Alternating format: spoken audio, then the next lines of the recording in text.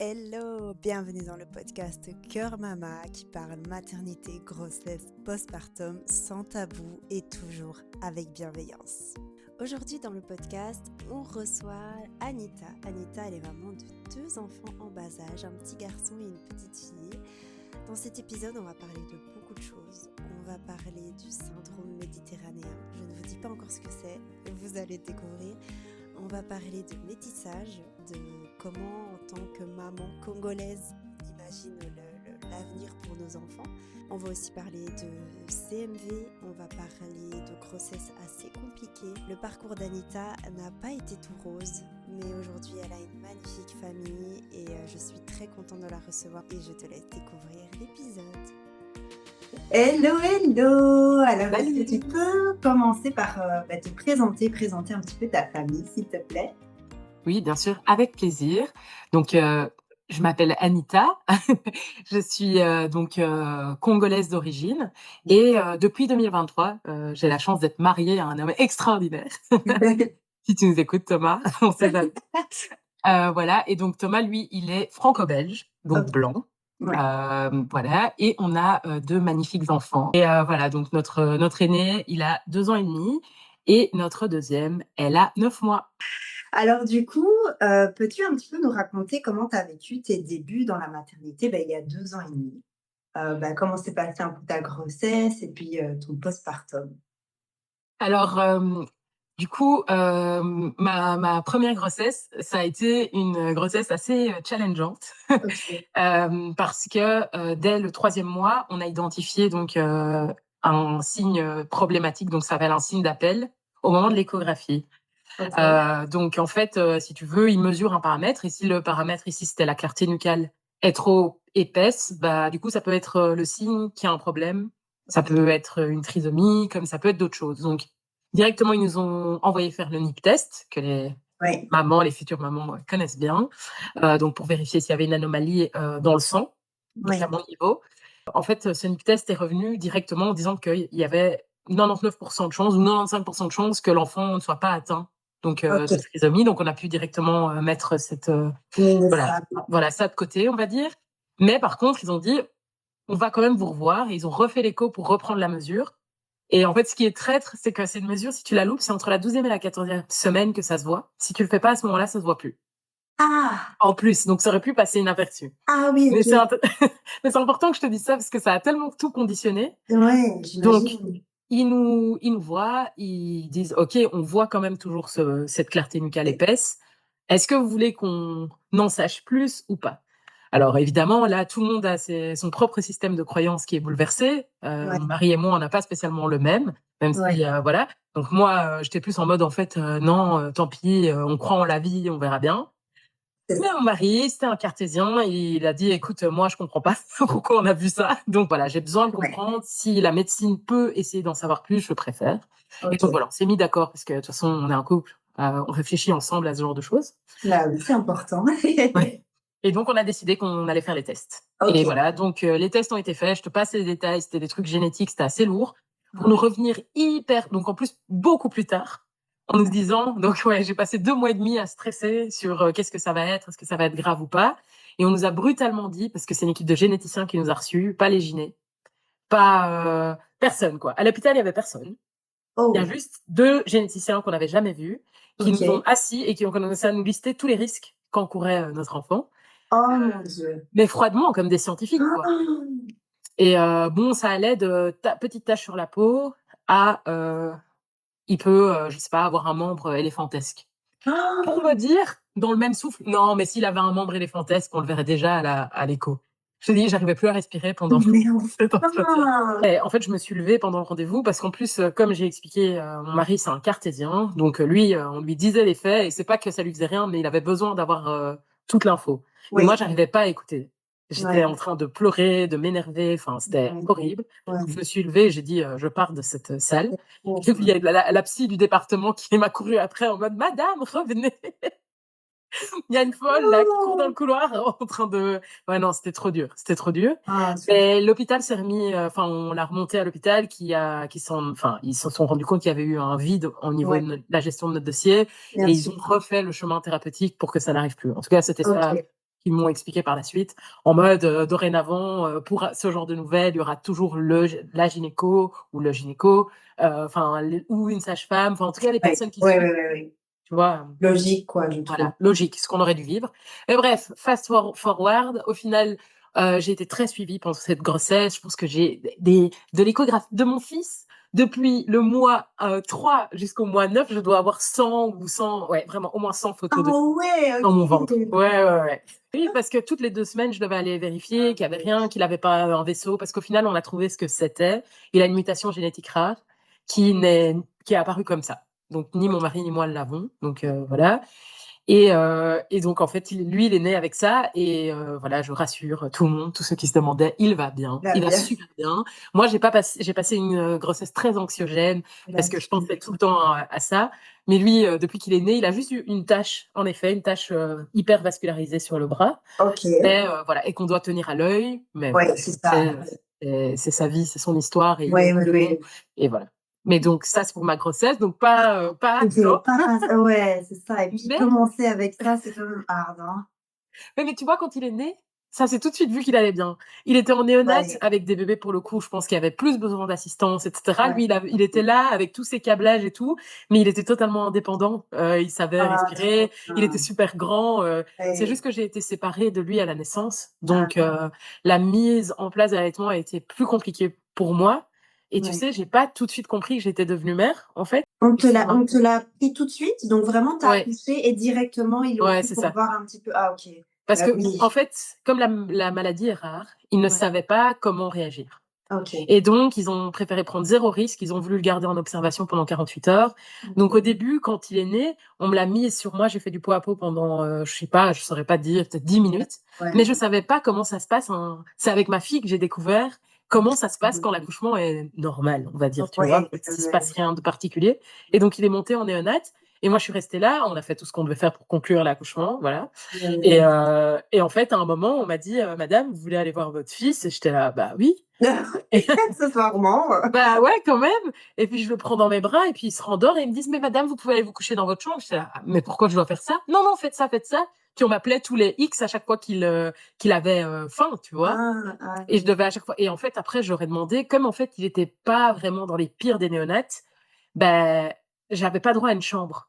C'est ça, il OK. était un peu dans le couloir, quoi. Ah Et, oui. et donc, à un moment, j'ai dit non, en fait, j'aimerais rester avec lui tout le temps. Mais le problème, c'est que quand tu viens d'accoucher, tu dois rester couchée et pas assise. Et Ouais. en vrai, je suis restée assise à côté de lui parce que je trouvais ça insupportable d'être séparée. Je faisais mes Oh, siestes là jusqu'à ce qu'on me non. foute dehors et qu'on m'oblige à aller dormir ailleurs, quoi. Ah, Yeah. purée. Ouais, mais après 72 heures, on me l'a rendu. Et là, j'ai compris c'était quoi devenir maman. Parce qu'il a commencé enfin, on a dû commencer à gérer vraiment tout, quoi. Les Ouais. changes. Ah, les couches, en fait, on doit les faire. C'est pas les infirmières de néonates qui font les couches de nos enfants. Ah Non, bon? mais elles étaient, en plus, l'équipe était top. C'est l'équipe de néonates à Excel. Franchement, Ouais. elles étaient incroyables. Elles se sont super bien occupées. Mais ce truc il y a eu un décalage et je l'ai Ouais. vraiment senti dans plein de choses après, quoi. Voilà. Ouais, ouais, Donc, ouais. mais voilà, entré en la maternité, très vite, il a rattrapé tout ce qu'il devait rattraper. Donc, enfin, j'ai Ah, pas eu l'impression d'avoir un bébé qui avait un problème quelconque à ouais. part cette grossesse compliquée, quoi. Voilà. Ouais, ouais, ouais, ouais. Et du coup, les premiers mois, postpartum, comment ça s'est passé?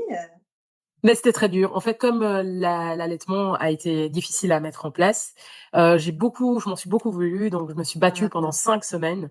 J'avais l'impression d'être nulle en fait, parce qu'en plus j'étais pas très bien informée sur l'allaitement. J'avais cette idée qui est véhiculée. Je pense que beaucoup de femmes pensent que c'est naturel parce qu'on leur a ouais. dit. Notamment, je pense dans certaines cultures, enfin, je sais pas, en tout cas, je connais pas toutes les cultures, mais en tout cas dans ma famille, moi, quand j'avais des discussions avec ma mère, elle était ah, je vous ai tous allaité, c'était, il y a pas eu Ouais, de c'est ça. problème, c'est Ouais. et en fait, c'est l'expérience qu'elle a vécue et je l'invalide pas, mais du coup, ma mère et moi, nous sommes très proches, mais on s'est pas retrouvés tout de suite dans cette discussion. Ouais, parce que je cherchais de l'aide chez elle puisque voilà et elle me disait: «Mais attends, on va te mettre un siège, on va machin, c'est parce que les conditions sont pas bonnes chez vous. Allez, je vous amène Ah! un siège, je viens, je t'aide» et en fait, ça me faisait super mal. Tout Ouais, le monde disait qu'ils voyaient pas mes crevasses. Moi, je me sentais pas reconnue parce que j'étais là: «Je suis sûre, c'est parce qu'ils connaissent pas les mamelons noirs, vas-y». Il y a plein de sages-femmes qui étaient passées parce qu'on est resté longtemps à l'hôpital pour le premier, pour les raisons que j'ai ah, expliquées et oui, d'autres raisons. Mais donc je suis restée quasi une semaine, voire 10 jours, là-bas. C'était OK. super long et j'ai vu passer, enfin, tu connais parce que tu as aussi accouché, tu vois passer pas mal, Ouais, de ouais, ouais. sages-femmes différentes. Elles avaient toutes leurs techniques. «Vous avez essayé ballon de rugby? Vous avez essayé Madone? Vous avez essayé Madone inversée?» J'étais là: «En vrai, j'ai essayé Oui, toutes les je positions, comprends. ça me fait mal. Il me fait Ouais, mal cet enfant» et donc je prenais pas de plaisir à ce contact et en même temps, j'avais honte de ne pas prendre de plaisir à ouais, ce ouais. contact. Voilà, Cette c'était frustration de horrible. Plus la fatigue, ah, plus, le sentiment d'être, isolée parce que voilà, à ce moment-là, je voilà, c'était ma première grossesse. J'avais l'impression que du coup ma vie sociale en prenait un gros coup ouais, aussi. Voilà et puis j'ai évidemment de la famille, mais toute ma famille n'est pas en Europe, donc c'est pas comme ouais, si toutes mes tantines étaient ici à disposition, que je pouvais dire: «Oui, mais j'ai tel et tel relais». Absolument pas.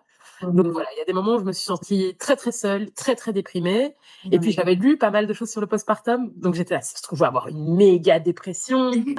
Oui, j'étais là: «Mais est-ce que c'est ça ou est-ce que c'est juste une petite déprime ou juste un Ouais, ouais, ouais, punch ouais. d'hormones?» C'est dur, je trouve. De savoir aussi, Ouais, ouais. c'est ça, de se situer, de savoir, beh, en fait, ça fait 2 semaines que je me sens pas bien et donc je demandais à une copine à moi qui avait accouché, j'étais là: «Toi aussi, tu as eu ça après, Ouais, après ouais. ton accouchement?» «Ah non, moi, après 7 jours, ça va, Ah! j'ai» non, mais c'était même pas méchant, elle me disait Oui, vraiment ce elle qu'elle a avait été vécu, honnête, c'est elle dit: ça. «Ah non, moi, j'avoue, j'ai été pas bien pendant une semaine, mais maintenant ça va mieux». J'étais: «Ah, pourquoi je suis Ouais. toujours en bad?» Non, c'était dur. Ah Postpartum dur, purée! dur, dur, dur. Eh ben, quelle courageuse. Waouh! Ouais, mais après, tu sais, on a appris des choses par rapport à ce postpartum. Pour ce postpartum-là, j'avais aucune expérience et tout. Et donc, du coup, je pense que j'ai aussi plus voulu répondre aux attentes des gens que mes propres besoins. Ah Et oui. donc, il y a eu beaucoup de visites très tôt dans mon postpartum que j'ai eu du mal à bien vivre. Ouais, Notamment parce qu'on est resté longtemps à l'hôpital, donc oui. et puis c'était notre premier bébé, donc il y avait un peu cet enthousiasme aussi qui est compréhensible. Bah Mais oui, bien moi, ça a sûr. été, un peu difficile parce que j'ai vu mon corps changer, j'avais des problèmes d'allaitement, j'étais tout un coup mère, je devais me réveiller 45 000 fois par nuit et du coup, vraiment, te dire que, ouais, c'était une période très sensible, mais que ça m'a appris beaucoup de choses et ça nous a appris aussi beaucoup de choses sur notre couple et Ouais, sur comment, pour une prochaine grossesse, on voudrait que cette période se passe pour que ça se passe mieux, de oui, manière plus apaisée. tout Voilà. à fait. Et du coup, comment s'est passée, la deuxième grossesse et le deuxième postpartum?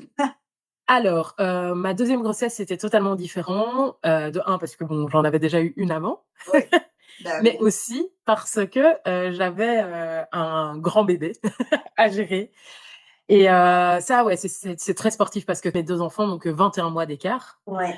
Et donc, c'est moins de 2 ans pour, parce que je sais que les mois ne Oui, parlent pas à tout le parfois. monde.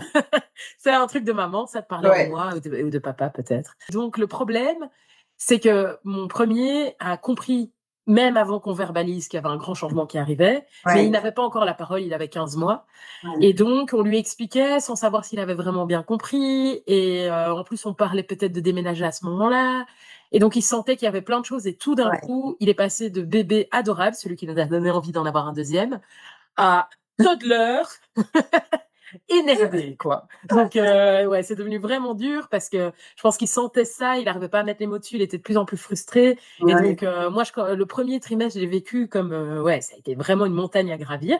Ah Puis, ouais. en fait, au début du deuxième trimestre, j'ai contracté, ouais, moi c'est jamais facile, le cytomégalovirus. Ah! Voilà. Et c'est super fréquent en fait que les mamans qui ont un bébé enfin un enfant en bas âge, Ouais, contractent le CMV, donc oui, bah cytomégalovirus, oui, pendant leur grossesse puisque c'est eux les plus gros vecteurs en dessous de 3 ans. exactement. Alors, si tu ne sais pas ce qu'est le CMV, j'ai tout simplement été chercher sur Google afin d'avoir une bonne définition. Donc, le cytomégalovirus, c'est un virus qui fait partie de la famille de l'herpès. C'est assez bénin et asymptomatique chez les adultes, mais il peut être particulièrement dangereux pour le fœtus en cas de primo-infection pendant la grossesse. Ça peut donc entraîner des malformations ou une surdité chez le bébé. Se transmet par contact direct avec les liquides, salive, urine, larmes, chez les jeunes enfants. Ouais. Et qu'il était encore sociabilisé en crèche, donc je savais que j'allais y passer. D'ailleurs, C'est la pas vérification, probable, ouais. ben oui, mais la vérification n'est pas obligatoire. Donc c'est moi qui ai demandé à ma gynécologue de vérifier très régulièrement, 1 fois par trimestre, si je l'avais. Et en fait, le cytomégalovirus, au plus tu l'attrapes tôt dans la grossesse, au plus c'est risqué. Ouais. Et donc là, de nouveau, on a failli tomber dans un piège, mais comme je t'ai dit, on avait l'expérience. Ouais. Donc, on a été à l'hôpital, ils nous ont dit, OK, vous êtes positive au cytomégalovirus, Ouais. mais on ne sait pas si votre enfant l'est. Parce qu'en gros, je ne sais plus c'est quoi les pourcentages, je veux pas faire de la désinformation dans ton podcast. Le virus peut traverser le placenta et infecter le bébé dans 30 à 50% des cas. Donc voilà les pourcentages. Et les conséquences graves surviennent chez environ 20% des fœtus qui sont infectés. Voilà. Mais il y a un pourcentage de transmissibilité, mais ça peut aussi ne pas passer. Et donc, du coup, ils m'ont dit, est-ce que vous voulez qu'on vous fasse une ponction? Donc ça, c'est la partie que j'ai passée pour mon fils. J'ai déjà eu une ponction du liquide amniotique pour pouvoir justement voir la mutation génétique. Et donc, avec mon mari, on s'est regardé, on a dit, est-ce qu'on se replonge dans le même cauchemar que la première grossesse? Non. Et surtout, on s'est renseigné, on était OK, quels sont les risques? Ben, les risques, franchement, il y a une sage-femme qui m'a appelée et je pense qu'elle voulait bien faire. Elle était impliquée dans l'histoire, elle connaissait l'histoire avec mon premier. Oui. Et donc, elle m'appelle et elle me dit, oui, vous savez, quand même, par rapport au cytomégalovirus, les risques, c'est cécité, ou, donc, être aveugle, ou avoir des problèmes de vue, quoi, malvoyance, et malentendant. Elle te dit ça. Voilà. Et en fait, j'étais là, OK, en fait, moi, les risques, je les ai lus aussi, dans des études et tout. J'étais là, mais voilà, je préfère quand même rester propriétaire de est-ce que je veux ou non. Oui.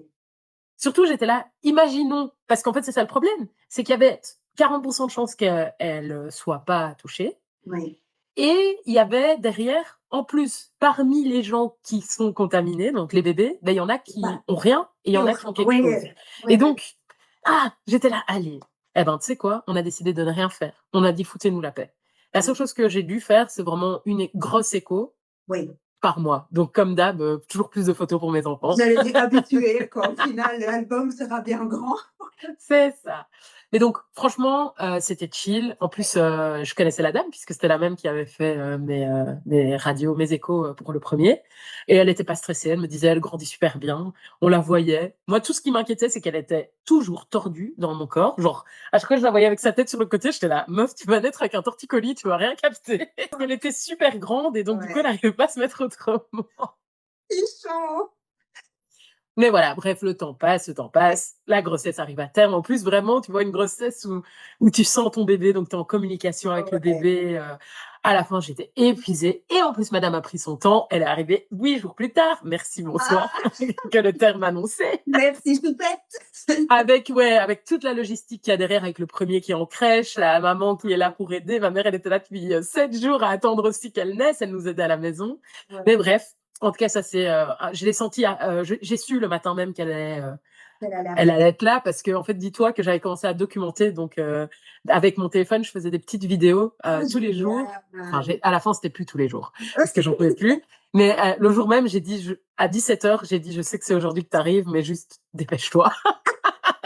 J'en peux plus. Mais incroyable, j'adore. Quel beau signe. Mais en fait, j'ai eu exactement le même genre de signaux, quoi, tu vois. Je vais dormir, c'est un samedi, je me couche, je me lève le matin, je sens les contractions qui se rapprochent, et donc là, je sais.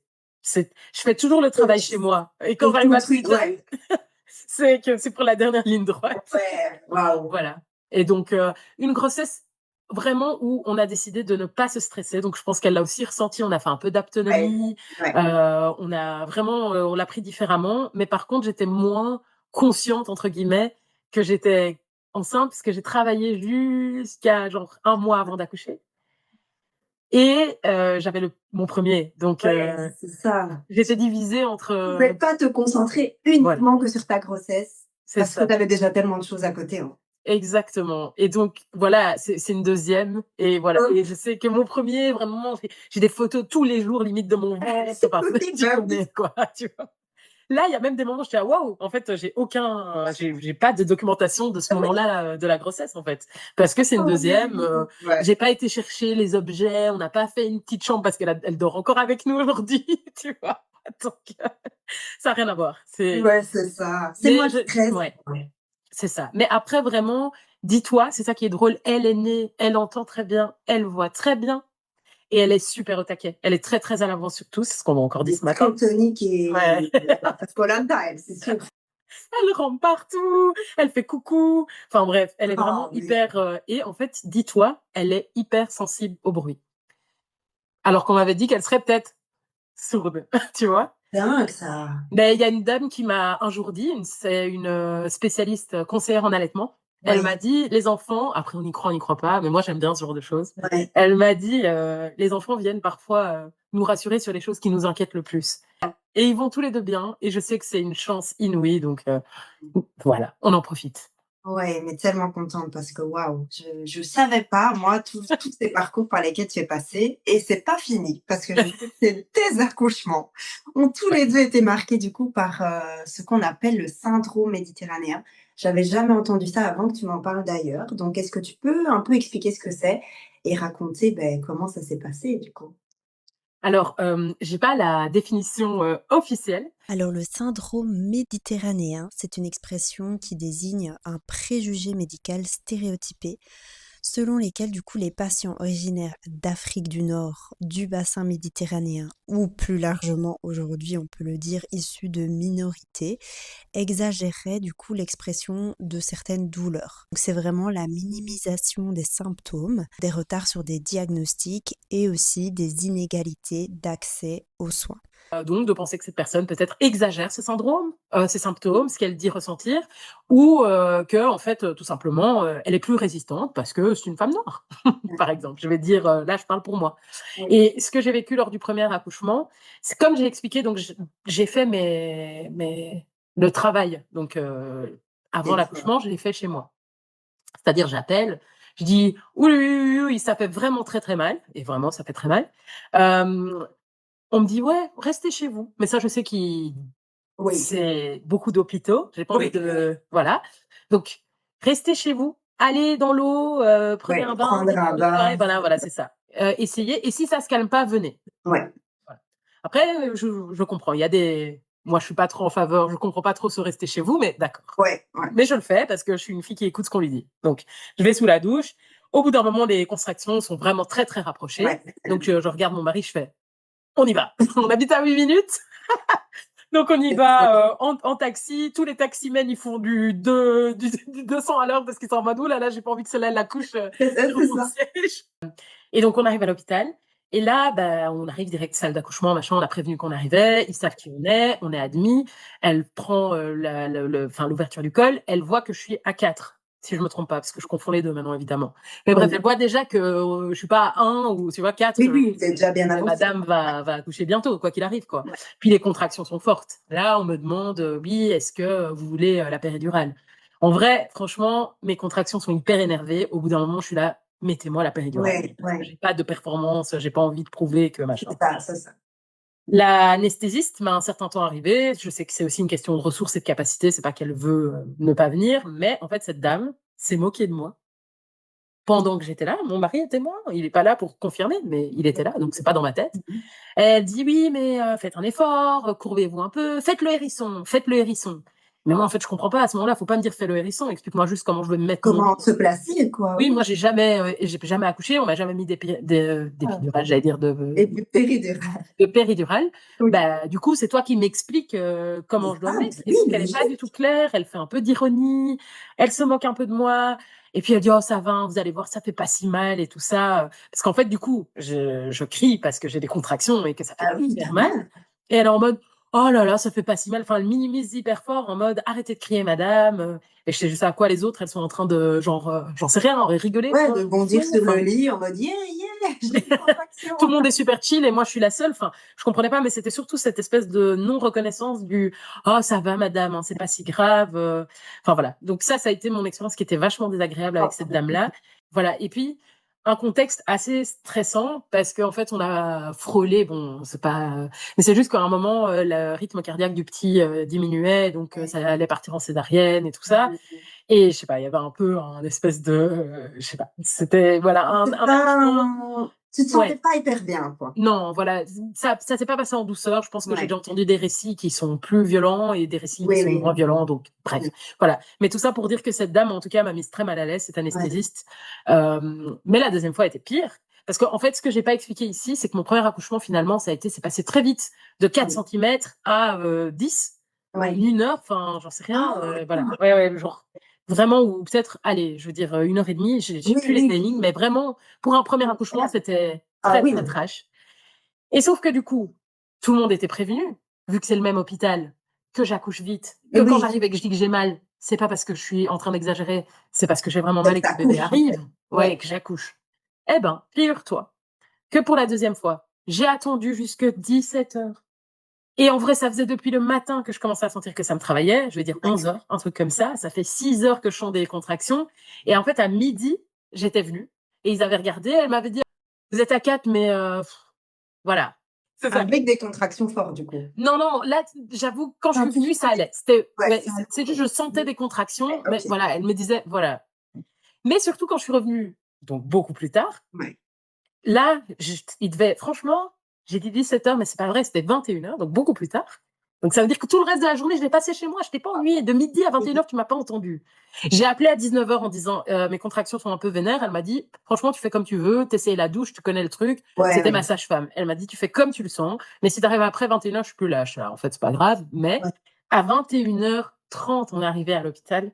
Franchement, je n'en pouvais plus. En un coup dans la voiture, en sortant, je dis au revoir au taximène. Je fais en lui disant au revoir, alors que je faisais des blagues juste avant. Là, je sens que ça Là, monte tu en te sens puissance. ouais, ouais. Et elle me refait, donc elle regarde mon col et elle fait, bah, vous êtes à 4, comme à midi. Je fais, oui, mais la différence de midi, c'est que là, par contre, J'ai tu mal. vois. Et J'ai elle me mal. dit, oui, mais vous savez encore parler, c'est pas grave, hein, vous reviendrez demain. Et en Mais fait, non! ça m'a fait vriller.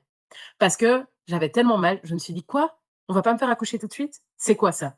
Et donc, je suis partie, mais, et surtout, elle a pas tout de suite, elle m'a pas directement amenée en salle de travail. Ouais. Elle m'a juste laissée en salle d'accueil ou je sais pas quoi. Et donc là, j'ai commencé à, enfin, je sais plus si c'est, en tout cas, c'est une salle sur le côté qui n'est pas vraiment la salle d'accouchement. En fait, c'est ça. Elle m'a mis C'est en salle de pas, de travail. monitoring ou quelque chose comme ça? J'avais juste les 2 petites sangles de Oui, monitoring quand même, voilà, ouais. heureusement. Ouais. Mais j'étais pas en salle d'accouchement alors que j'arrêtais pas de dire que ça, enfin, Bon, c'était trop fort, en fait. donc elle est là, quoi. Ouais, c'était trop fort. Ouais. Et franchement, là, je te dis, vraiment dans la demi-heure, j'étais en train de hurler, je tenais le bras de Thomas, j'étais là. En fait, s'il y a pas quelqu'un qui arrive maintenant, je vais le faire sur le sol. Ouais. J'étais là, c'est pas possible. Ouais. Et en fait, cette dame, vraiment, elle était revenue entre deux. Elle me croyait pas. Elle voulait absolument vérifier à nouveau mon col. Elle disait plein de trucs alors que j'étais là. Le bébé est là. Enfin, c'est là. Évidemment pas comme je t'explique comme ça. J'étais totalement déraisonnable et en train de Oui, hurler. oui. Mais j'avais tellement mal. Et en fait, au final, ils ont eu ni le temps de rien du tout parce qu'au bout d'un moment, j'ai commencé à hurler parce que je sentais qu'elle arrivait. Ouais. Et là, il y a 3 personnes qui sont arrivées en un coup qui m'ont prise. Et ben voilà, j'ai accouché à 4 pattes en 15 minutes, comme ça. À peine arrivée dans la salle d'accouchement, il y a juste une sage-femme stagiaire que j'oublierai jamais, une Guinéenne, Marie. Je t'oublierai pas, je ne sais pas si un jour tu écoutes le podcast de Kessia. Merci, Marie. À fond, elle m'a dit, votre fille va bien. En fait, elle m'avait vue pendant tout le moment avant. Et elle m'a dit, après l'accouchement, elle m'a dit, j'ai entendu que c'était vous qui criez. J'étais là, il faut absolument que je cours, sinon je vais rater l'accouchement. Et elle m'a trop rassurée parce que du coup, j'avais peur. Je savais pas ce qui Ouais. arrivait. J'avais des tremblements, enfin, des sueurs. Et en fait, au final, j'avais pas de péridurale. Moi, je voulais une Bah péridurale. oui. Bah oui, attends, t'as pas eu le temps. Donc, attends, entre le moment où tu es arrivée à l'hôpital et le moment où tu as accouché, du coup, il y a eu combien de temps? On est arrivé à 21 heures et j'ai accouché à 22h40. Et quand je te dis que ça, en fait, et aussi quand je suis arrivée dans la salle, mais là, je suis contente parce que j'ai eu l'impression de reclaim my power, parce Ouais. qu'il y avait cette dame qui m'a pas cru, qui a dit mais non, vous reviendrez demain et tout ça, qui a un peu minimisé mes souffrances. Ouais. Et ben cette dame-là, elle a voulu me forcer à me coucher pour accoucher, et je lui ai dit non. J'ai dit non parce que moi, je sais très bien comment je dois accoucher ma fille. Il est hors de question que je la couche sur le Ouais. dos. Parce qu'elle détestait cette position. Même quand j'étais enceinte, je pouvais jamais me mettre sur le dos. Ouais. Et donc, du coup, j'ai dit non, j'ai rêvé de mon accouchement, c'était à 4 pattes. Et ben, j'ai accouché à 4 pattes. Et quand je te dis. Et surtout que t'avais pas de péri, donc tu pouvais être libre de ce que tu voulais. Mais elle voulait absolument checker mon col, machin. Et en fait, à chaque fois que je me mettais dans des positions, en fait, il fallait qu'elle sorte, en fait. Ouais. Mais par contre, accouchement, physio, je te dis, elle est sortie comme ça, tout le monde a applaudi dans la salle, en mode, il n'y avait pas de câble, rien du tout. La médecine, franchement, évidemment, ça aurait été plus violent d'accoucher dans la rue, mais ce que je veux dire, c'est que, mis à part le fait qu'il y avait 4 personnes autour de moi, c'est moi qui ai attrapé ma fille en premier. Waouh! Ah ouais, donc une belle différence avec ton premier À accouchement. fond. Mais c'est un truc. Quelle sensation, on dit. Ouais, mais après, par contre, pour le coup, un accouchement comme ça, t'es là, t'as fini, on coupe le cordon, t'es là, bon, je peux y aller. C'est bien, en fait, tu dis, bon, Mais ouais, ok, ça va, j'ai fait mon taf, je rentre chez moi, quoi. ah ouais, je me sentais super légère, j'étais là, ah, waouh, 5 kilos en moins d'un coup, trop cool. Ouais, mais donc voilà, physiologiquement, c'était très naturel, quoi. Ouais, bah oui. Enfin, voilà. Et je pense qu'on a de la chance parce qu'on a oublié ce que j'ai expliqué sur elle avant, c'est qu'elle avait le cytomégalovirus, soi-disant. Et donc, elle a été testée dès le départ au niveau de ses urines pour vérifier si elle avait, et en fait, elle a rien eu. Ah, Elle n'a pas été contaminée. super. Ah, purée. Donc, tu vois, en fait, ton instinct, c'est ton instinct. Tu t'es dit, allez, pas 2 fois, quoi. Cette grossesse, tu choisis vraiment de croire, comme tu as dit, croire en la vie et croire que ça va aller. Et c'est ce qui s'est passé, donc incroyable. Ouais, mais du coup, ça te montre aussi comment, entre la première et la deuxième grossesse, même l'état d'esprit du papa, il a aussi évolué. Oui, bien sûr. Tu vois, parce qu'au début, il voulait absolument que la science lui dise que tout va bien, pour lui montrer qu'au final, la science et la réalité ne matchaient pas dans ce cas-là, en tout cas. Ouais. Et pour notre fille, c'était pareil. On aurait fait une ponction, on nous aurait dit A, B, C, où on n'a pas d'infos. Voilà. Donc voilà. Vous avez pris confiance en vous et vous avez choisi de croire en votre instinct. Mais en tout cas, on a de la chance d'avoir toujours des enfants en bonne santé. Donc, oui, mais c'est quand même énorme ce par quoi tu es passé. Est-ce que ça t'a quand même impacté au niveau de ta confiance en tant que personne, quoi? Je pense que si tu m'avais posé la question entre mes deux, tu vois, là, j'ai déjà fait beaucoup de chemin. Ouais. J'ai beaucoup plus de sagesse. Même la façon dont je te raconte les histoires, je me rends compte que ça me touche beaucoup moins. Avant, quand je parlais de la mutation génétique de mon fils, je pouvais pleurer immédiatement parce que, en fait, ce que j'ai pas expliqué, c'est que ça va impacter toute sa vie, en fait. Parce que, en fait, il y a un peu ce narratif que nous, on a décidé, en tout cas, moi, j'ai décidé de le laisser de côté. Je vais l'en informer, mais voilà, qui nous dit que à tout moment, cette mutation peut se déclencher et faire X, Y, Z dans son corps. Et donc, du coup, c'est un truc qui, quand il est né, j'avais beaucoup ça en tête. Et évidemment, en plus, il grandit. Au plus je vois qu'il va bien, au plus je me dis que ça va aller pour lui. Bah oui, bien sûr. Alors évidemment, ils nous ont dit faites attention, quand il sera à l'adolescence, il faudra être plus prudent parce que c'est là qu'il va avoir plein de développement, donc il faudra surveiller ses vaisseaux sanguins. Donc ça reste quand même quelque chose. Et donc au niveau de ma confiance, je crois qu'avec lui, même sans le vouloir, j'ai un petit côté un peu plus protecteur et que ma fille, en fait, vu que tout a roulé, j'étais en mode allez, vas-y. Et puis on voit qu'elle est déjà bien indépendante. Ouais, c'est ça. Exactement, et aventurière. Alors que notre premier, c'est un peu notre petit. On essaye de pas trop non plus, mais en fait, c'est même inconscient en fait. De par la grossesse qu'on a vécue, on a tendance à voilà. Mais du coup, moi, je crois que ça m'a mis surtout dans une espèce de colère et de. J'ai pas envie que d'autres femmes pas informées. Par exemple, je pense que j'aurais plus saisi mon droit à aller à l'hôpital et à rester là pour faire mon travail là-bas. À chaque fois, j'ai l'impression de déranger, mais en fait, non, c'est mon droit d'aller, même si je reste en salle de travail pendant 4 heures, 5 heures. C'est mon droit, quoi. Et puis, c'est, je veux dire, le moment de ta vie où tu as besoin, en fait, que le pro, il soit là pour toi, pour te mettre dans un cadre où tu te sens bien, que tu te sens détendu, juste que tu puisses penser juste à ce qui va se passer, ton accouchement, rien d'autre. Pas commencer à te mettre en colère, à te stresser, etc. Moi, ça me rend dingue de me dire, mais waouh, je suis en train d'essayer d'imaginer, en fait, si on m'avait dit des choses comme ça, mais je crois que j'aurais pleuré. Mais j'en ai pas mal pleuré, je pense, même après, en me disant, je m'en suis sentie coupable. Par exemple, tout le monde me disait, mais introduis un recours auprès de l'hôpital, introduis une plainte. J'ai essayé de rentrer en contact avec cette sage-femme, j'en ai parlé à ma gynécologue. Et en fait, ça me demandait tellement d'énergie qu'en fait, j'ai décidé de laisser. Et en même temps, je trouve que c'est dommage parce que, voilà, peut-être que d'autres personnes vont vivre ces souffrances après, alors que en fait, c'est ton droit, quoi. Voilà. Bien sûr. Mais sachez en tout cas que c'est un service et vous avez droit à ces soins, donc pas être, se dire: «Je gêne» ou quoi. Mmh. Mais ce que ces 2 grossesses m'ont appris aussi, c'est qu'il faut aussi croire sa voix profonde et son instinct profond. Ouais, Pour, ma deuxième, j'avais commencé à tenir un petit carnet dans ouais. lequel, je lui écrivais régulièrement en lui disant, Mmh. bah, voilà, à l'hôpital, on m'a dit ça, ça, ça, que tu avais Non. le CMV, que tu allais être comme ça, mais moi, je crois que tu vas Ouais, aller bien. Et j'ai relu ça récemment et je trouvais que c'était vraiment hyper chouette oh, ouais. Mmh. d'avoir fait confiance Ouais. en la vie, en elle. Voilà. Bah, ouais, tout à fait. Waouh, incroyable. Là, c'est la fin de cette première partie. J'espère que jusque-là, ça t'a plu. Comme c'est un épisode un petit peu plus long que d'habitude, j'ai décidé d'en faire 2 parties. Et je te laisse évidemment aller découvrir la deuxième partie de l'épisode.